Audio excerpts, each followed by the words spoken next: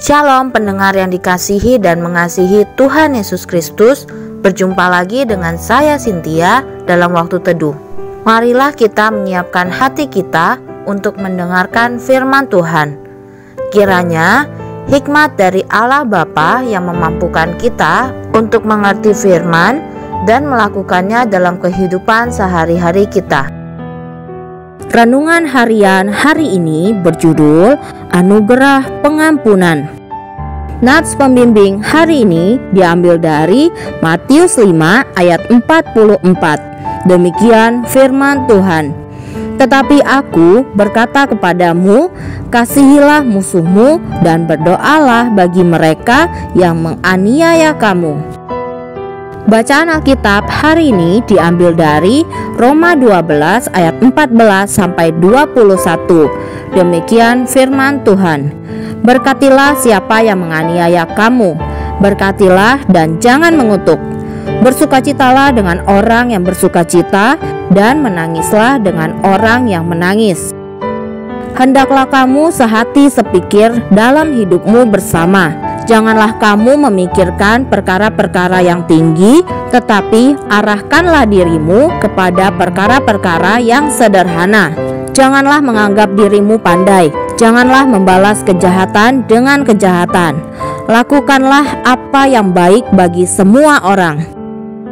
Sedapat-dapatnya, kalau hal itu bergantung padamu, hiduplah dalam perdamaian dengan semua orang. Saudara-saudaraku yang kekasih, janganlah kamu sendiri menuntut pembalasan, tetapi berilah tempat kepada murka Allah, sebab ada tertulis, pembalasan itu adalah hakku, akulah yang akan menuntut pembalasan, firman Tuhan. Tetapi jika seterumu lapar, berilah dia makan, jika ia haus, berilah dia minum. Dengan berbuat demikian, kamu menumpukkan bara api di atas kepalanya. Janganlah kamu kalah terhadap kejahatan, tetapi kalahkanlah kejahatan dengan kebaikan. Sangat sulit untuk memahami bagaimana Tuhan Yesus dapat berdoa bagi orang-orang yang telah menganiayanya dengan brutal agar mereka diampuni. Lukas 23 ayat 34. Kita sering memaklumi hati kita yang tidak dapat mengampuni dengan mengatakan bahwa Yesus adalah Allah, sementara kita adalah makhluk yang penuh dosa. Akan tetapi, Yesus memanggil kita untuk mengikuti teladan ilahinya.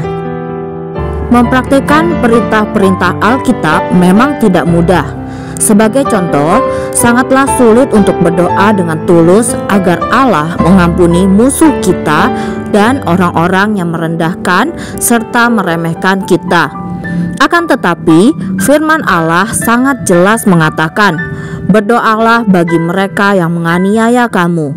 Matius 5 ayat 44.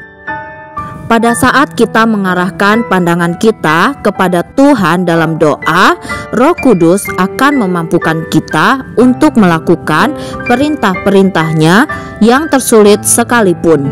Pikirkanlah seseorang yang sangat menyakiti hati Anda.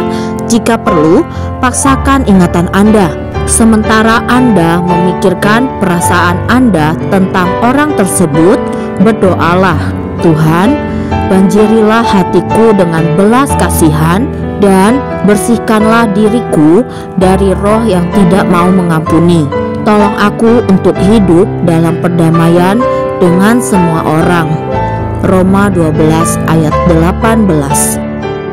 Apabila banyak orang Kristiani yang melakukan hal itu, betapa hebatnya perbedaan yang membawa perubahan yang dapat terjadi di dalam pernikahan, rumah, dan gereja kita. Dan kita pun dapat memiliki pengaruh yang besar di dalam dunia yang dipenuhi kebencian ini.